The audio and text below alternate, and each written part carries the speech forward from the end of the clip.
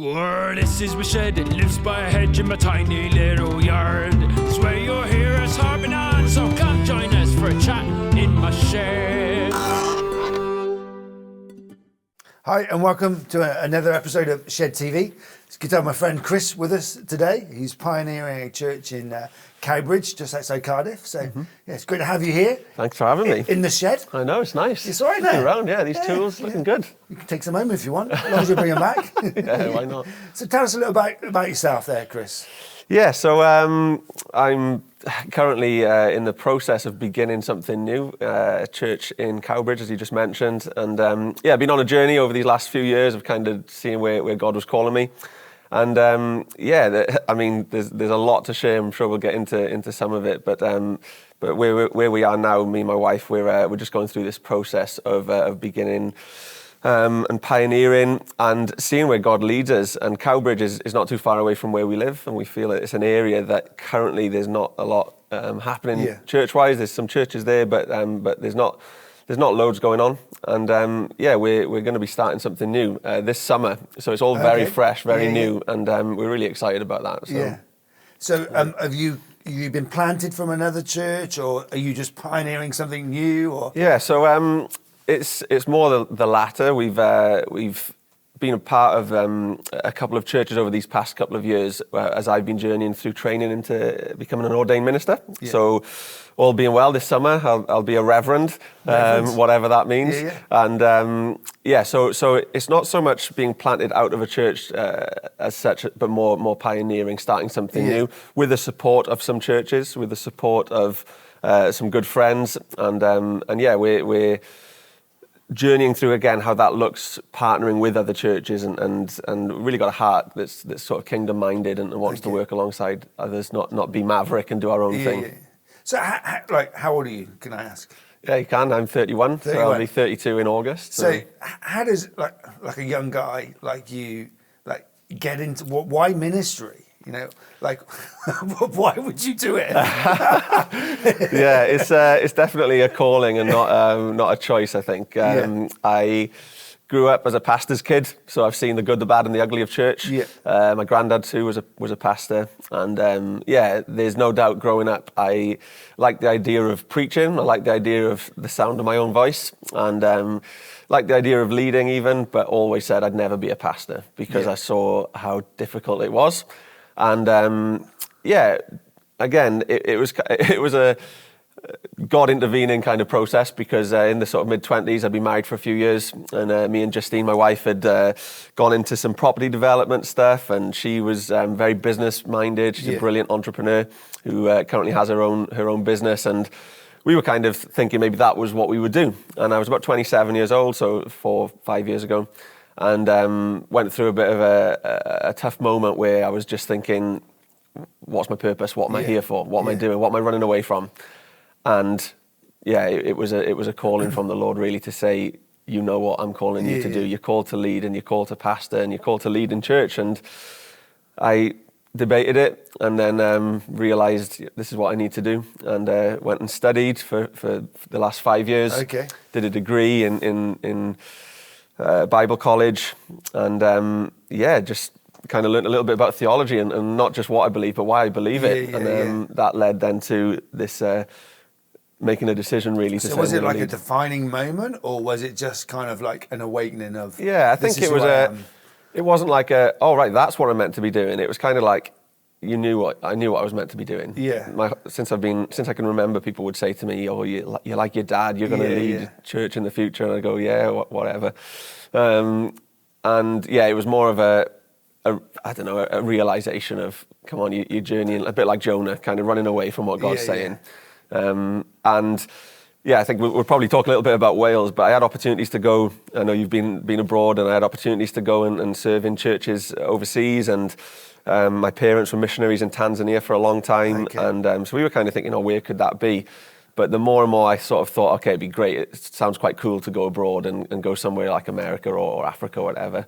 The more and more we opened those doors, the more I felt God saying, Wales is where you're needed. Yeah. Wales is where you're meant to be. And that's why we're in Wales, really, because we want to be obedient. And South Wales, we've got a real heart for. It's where my wife and I have spent most of our lives. and there's such a need, as we're all aware, for Jesus to move. So what do you think God wants to do in our nation? What burns inside of you? Yeah, so I'm really passionate for authentic Christianity. Yeah. I think that I've been in church since, I often say I was in church before I was born. My mother would lead worship when I was in her belly. So I've known church and been part of great church, you know, the life-changing testimonies, the great moments where you've just all been a part of something. The presence of God has been so real. Yeah. But I've also seen when it probably wasn't God, and people have got in the way, and people have caused pain and things like that. And I think for me, as I journey into this kind of stepping out really in faith, I guess, of leading something new, but leading in Wales, I'm passionate to see where God really is, where the real authentic presence of God and the Holy Spirit being at work is real and alive and active. Yeah. And I don't want to be part of church that's man-led, because I think we failed too much when man tries to lead. And I mean that in the sense of men, women, anybody that leads. If we're just focused on people and our gifts, we'll be so limited. We'll be so much... we'll be limited. And I think, you know, you think of where Jesus challenges the churches in Revelation, and one of the churches, I think it's Ephesus, where he says, you've lost your first love. Yeah. Or you've left your first love. And I think for me, Wales has got this history. I know that this very building has got the historical, you know, Evan Roberts, all that kind of historical nature of the revival. We've got it in our blood somewhere, but it's a long way away, and it feels like that. And I feel that we've got to go back to what it was that really changed people's lives. And I think when people get in the way of that, when we make it more about our agendas or our fame or our giftings or look at me, we're going to be so limited. But if we say, no, look at me because of what Jesus has done in my life, and point upwards, then I think we're going to really see people's lives change, because the world's a mess, isn't it? Let's face it. It really is. We've noticed in our community, in our church, like awakening of spirituality in people. And, you know, I look at the church, you know, a similar thing to you. You know, I've been in church since I was 4, you know, and I think the church in Wales needs to be able to accept people's spirituality where they're at and shape them. You know, like it says in Paul about he met them and they said they're preaching to the unknown God, and he said, "Let me tell you who your God is." You know, and I think we've tried to make the church like, if you want to be part of our community, you've got to be like this, you've got to be like this, you've got to be like this, and people can't even get through the door because they don't, you know. And I think, you know, our nation needs a genuine move of God again. That I'm not sure if it's going to happen on a Sunday morning. You know, I think God's rising up people that have history, and I was praying for you in the night, which sounds weird, but I was. Thank you. And you know, and just because we've only just met, haven't we? Like literally 5 minutes ago. And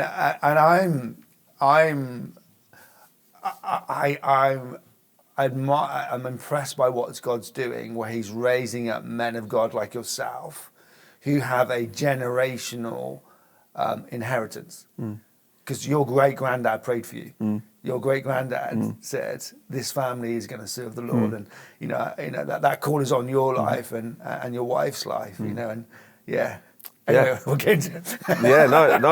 It is encouraging. And I think that we need people to answer the call. I think that the call is there for people, and you know, I know that, again, just to mention this church, I know that God's called people to serve, and they're stepping out and doing things like this to kind of share faith in a wider way. But I think that there are others who, maybe similar to me, have been a bit, disengaged with church, just the churchisms of life, and just like put off not by God but by church.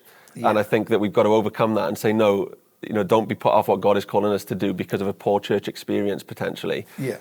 Let's see what God's actually calling us to do for the future. And I think you're right. Sunday morning, that is so limited if that's what we think church is. You know, I was talking to somebody the other day and I said, what to you is a good church? If you were to say, oh, that's a good church, and we were discussing it together, because we go, well, we'd probably say that the preaching was good on a Sunday, or we liked the preacher, or he was funny, or she was funny, or the songs were good. That's a good church then, is it? And I was like, well, what do I base it on? What do we base good church on? It's usually, for me and my what I like, that was really good because I love those songs that they sang, or they were quite charismatic, or they were quite dynamic. doesn't make it a good church, though. No. There could be all sorts going on behind the scenes. So what is it that the church needs to be to reach in? And I think, again, we can touch on this more, but I think relational evangelism is so key. And I think we've got to rebuild the trust in people. I think the church has let itself down in some ways. And I know that this can sound fairly damning, and it certainly isn't. The church does a lot of good. I mean, worldwide, there's nothing like what the church does. And even within Wales, there's so many good things that go on because of what the church does. But we can't pretend that we've got it all right either, and that we've always had it right. Well, we've tried to be the moral police for society and failed massively. Absolutely. Exactly. We've got to rebuild that trust. I think one of the blessings of COVID, if I can say that, is the fact that for the church, that Sunday shop window got took away. Suddenly we were all on an even playing field. Because what I produced online and what you produced online wasn't necessarily about our budget. Do you know what I mean? Like, people were suddenly looking for community and connection. It was horrible what happened through COVID and all the other stuff. But one of the major things that I think God was able to not shift us, but almost like boot us into, just be a great community that loves people and put me at the middle of it and see what will happen, you know? Instead of having to chase the big budgets of you need an LED screen and haze and all this, which we love. I love an LED screen, it'd be cool. But we don't live in that world. But what we do have is love for people and friendship, you know, and develop those absolutely. There's nothing wrong with having lights if they help, and TV screens if they help. But they'll only take people so far to having their lives changed by Jesus, and that's what we've got to really model. You can have all those things as long as the heart is in a good place, and I think that we've just got to make sure, and sometimes it's a daily, weekly reminder to ourselves of don't let what we think is important become more important than what's really important. And sometimes we can use church experiences, things that we like and things that we don't like, to become the things that we base church life upon, when actually what's really important is people need to know Jesus. They need to have their lives changed by him. I think just to share a story on that, a few years ago, this kind of, I mentioned this quite a bit because it was a turning point in me where it really made me go home and think, what is the point? What are we doing this for? I'd led a youth service, and really great night. And 7 young people gave their lives to Jesus, and it was just a celebration. It was kind of like we built up to it, and for where the church was at, it was just a big moment, and we were all just so thrilled. And just celebrating with these young people. And the morning after, I came into the church buzzing on a high, you know, like you are. And someone came up to me and just said, I thought they were going to say, hey, heard what happened, great news. And they said, who was here last night? And they knew that I was there. It was like a loaded thing. And I said, oh yeah, we had a youth event. Did you hear what happened? And they said, yeah, but the dishwasher wasn't loaded. All the cups are still out in the kitchen. And for want of a better phrase, I wanted to headbutt them. That's the truth. I wanted to just say, what are you on about? How have you missed that point? Now, the dishes should have been put away. That was on me. I should have washed the dishes. But I was like, fine, say that. Let's make sure that we look after things. But let's celebrate the fact that if we believe what we believe, 7 people are going to heaven. Like, surely that's what's important. And I think that when I went home and I was so annoyed, and I had to pray, Lord, forgive me for having those fleshly feelings where I just wanted to react. But it made me sit down and think, what are we doing? Why is that the thing that we go to? Why is it that we didn't wash up? And why is it that if the chairs haven't been put back correctly, we focus more on that than we do on the real reason that we're doing this? I think because we all, you know, like, oh, we want to see God move. But do we really want the inconvenience of that? You know, do we want the mess that's going to come with that? Do we want the sacrifice, the fact it's going to cost us money, you know? And when it comes to young people, you invite young people in your church, they trash the place. That's the reality. After every Friday night, there's holes in the wall. Oh, absolutely. But if that's what it takes to reach the next generation, you almost need to have a ministry of going around and filling up holes and praise God whilst you do it. You know? I think I can't remember who it was that said that the biggest obstacle to the next move of God is in the hands of those who are on the cusp of the last time he moved. Meaning, if we continually think that he's going to move in the same way, we'll always be held back by, oh well, that's how he did it before, so that's how he must do it again. And if you look through the Bible, he moved in so many different ways, used people in different ways, and I think that we've got an opportunity. the church in Wales, I say Wales, I don't know really outside of South Wales because that's what I know, but I think I'd probably say that it's similar across the country. The church is on its knees. Yes. And I think that that's a desperate place to be because I think the average is 20-odd% of people that were going to church before COVID don't go now. Churches are struggling, buildings are closing, people are wondering what's going next, but a church on its knees in prayer is a dangerous thing. And I think that's where we have to turn the tide from being, we're on our knees, we're under pressure, to no, we're on the advance. Jesus promised to build his church, regardless of what's going on, and we can either choose to be a part of that or not. And I think that I want to be, and I'm sure you want to be, and I'm sure all the people here want to be a part of that, however that may look. But it is going to take sacrifice. It is going to take stepping out of comfort zones. It is going to take stepping away from this is what we think church is. And I think that church, I try to think of church as being like a petrol station where if you've got a car, you go to a petrol station. You don't just then sit in the petrol station for a couple of hours and then go back to normal life. You're filled to then go wherever you're called. And I think that church can be seen as a refilling place where we equip people then to go to be filled and go and do what you're doing for the majority of your time and with who you spend the majority of your time with. Because it's certainly not in the church building for most people. I got frustrated through COVID with this narrative that, church is getting attacked and church and all this kind of stuff. And I just said to my team, look, we'll paint church on whatever canvas we get. So if it's a lockdown church, it's a lockdown church. If it's a church with mass, it doesn't, none of society's issues can stop the church. No. And that's the thing. I think that, again, I only speak from a context that I know, and I've been around church my whole life, and I know I'm 31, so there's a few years around here that maybe have been in, a few people with more years of church experience is what I'm trying to say. But I've been there, at least once a week for 31 years, often twice, often 3, sometimes 4 times a week. So I've been around church enough to know what it's about and to know that the good part of church, there's nothing better. But the bad side is there's not a lot worse when we get it wrong. But I think that there is a mentality shift that's happening where we do realise now that Christianity in Wales is a minority religion. We're not a Christian country. No. We can try and pretend that we are, but we're not. No. We're very much a minority. But I think that there sometimes has been a kind of attitude of we are on the defence. We're constantly protecting. We're constantly trying to fend off the devil's schemes or people attacking us in whatever way. But I heard once about the thought of when Jesus says about to Peter that on this rock I'll build my church and the gates of Hades will not prevail against it.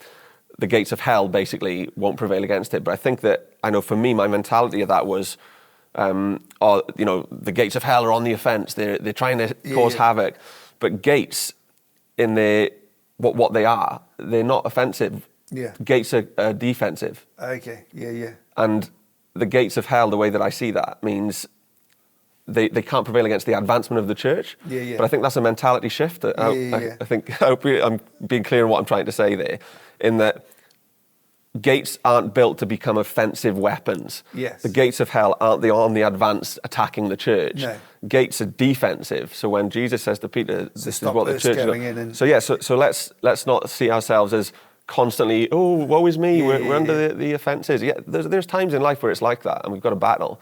But we're on the advancement, we're pushing forward.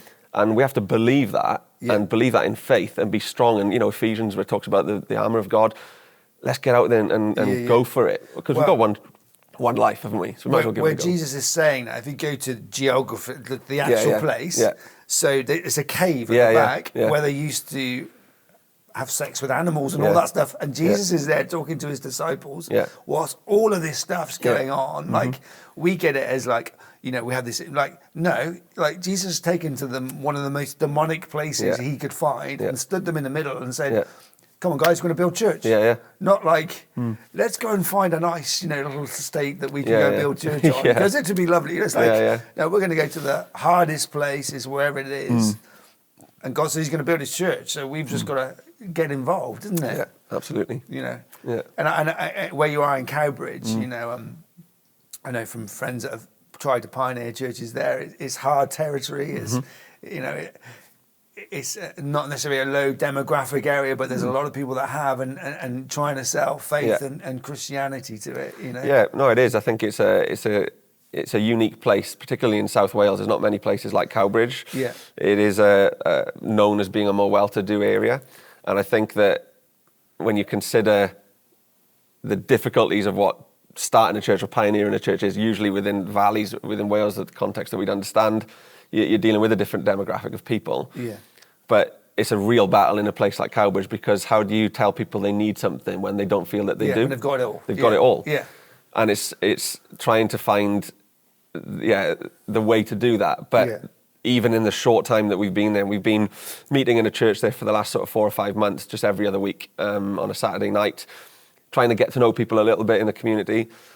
But what you find is when you talk to people and they haven't got the front on of I've got these many houses, or I've got this farm, or I've got this business, or whatever it might be in terms of a people group of that community.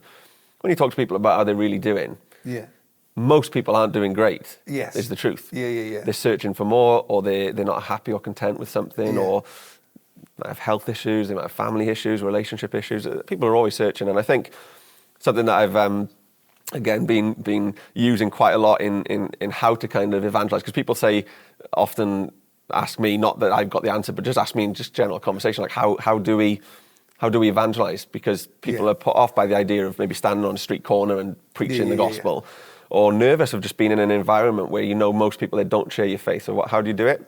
And do you just go in with this, what do you think about Jesus? Yeah. And even for me, and I've known this all my life, I struggle to do that, because I want people to know I'm normal and then tell them I'm a Christian, which might be built upon insecurities. Absolutely. but I think that that's what I don't want people to go, oh man, we write you off straight away, Bible bashing weirdo. I want people to know that we're normal, we like normal stuff, but we actually got hope. And that's the key for me, is hope. And what I've learned to do in recent times, and it works honestly every time, as in works for conversation, not necessarily works that people have turned their lives over to Jesus. But I ask the simple question, and I advise anybody to do this: what do you put your hope in? Yes. It's been such a great thing for me to just have the opportunity then to say, when they inevitably ask back, I can say, well, I put my hope in something far bigger than just what basically you've just shared, which is usually health, job, good wife, good husband, kids, healthy. And they're also limited. If you're fortunate enough to have a good job, a good relationship, healthy kids, then you're probably in a very small percentage of people. And if that's what you put your hope in, you're always going to be searching. And it's just been a really good thing. Hopefully that helps people. Well, like for me and my wife, we try and live our life, warts and all. We're not trying to walk around saying we're Christians, we've got it all together. We still argue as a couple, we still want to kill the kids, we still have money, but there's this hope in the middle of it, like you said, that keeps us going, and and just being as part of our community as much as possible, not just staying in our Christian bubble. I it's a bit cliche, because every kind of pastor says, oh, we're on the verge of another move of God. Do you know what I mean? It's kind of, we come out of Bible college thinking, but I just, there's a shift coming, I'm encouraged, meeting young guys like you and that have been through church. You know the good, the ugly, the bad of it. You've seen mum and dad in tears after Sunday morning. You've seen the messages, the emails, but you're still in the fight, and that's why I pray for my kids. I've got Amber, she's 18, 16 and 13, and I'm praying that they can get through this, because I know the call. And for me as a dad, it's encouraging to see you here pioneering something in Cowbridge, and your voice is way bigger than Cowbridge, way bigger, so. I appreciate that. I think that the more we're obedient, not just in the calling, but in how we live, how we...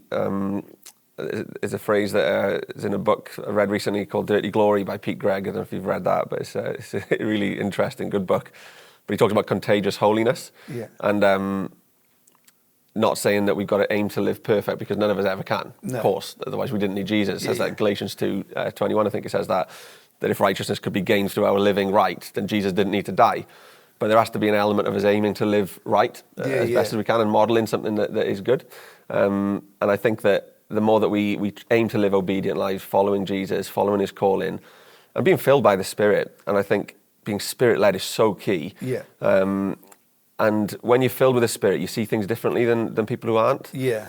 You see people for who they really are. You see them in the eyes of God. You see the gold amongst all the rubbish. Exactly. And I think it's so easy to write people off or be frustrated with people. Yeah. And, again, it's a cliche quote, but I think that trying to look at somebody from the purpose of Jesus thinking they were worthy of dying for really helps. Yes. When you think of, anybody that might annoy you, wind you up, people that have let you down, people that have hurt you seriously, and you want to, think the thoughts that you may do towards those people. Try and have the mindset of Jesus thought they were worthy of dying for, but not just those who we know, those who we don't know. And it's just about saying sometimes it's worth feeling a bit awkward. To tell people about Jesus. So when are you Saturday nights? Yeah. Where to? So currently we're meeting. Australian, that wasn't it? Whereabouts, but yeah.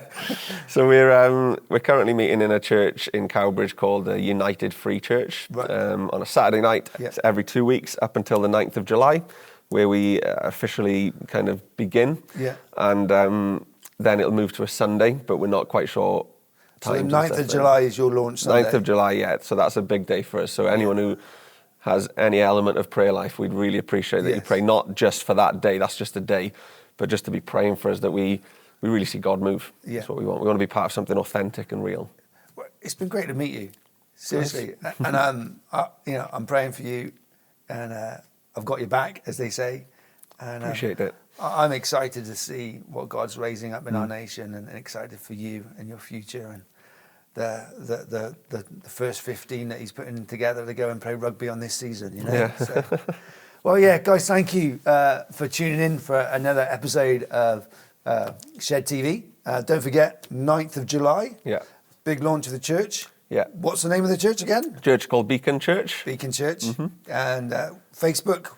We're on Instagram currently, Beacon Church Wales. Yeah. So if you search that, you'll find us. And so do follow us and get in touch. So if you are in Wales or you want to travel to Wales for the 9th, it'd be really good if we could just support these guys, get behind them, bring some money, stick it in the offering. Let's not just pray for them, let's financially set them up. Because Wales needs more churches. So it's been great to get to know you. Great, we'll have you on the show again soon. Thank you. Thanks for everybody for watching Shed TV, and we look forward to seeing you all again soon. This is my shed, it lives by a hedge in my tiny little yard.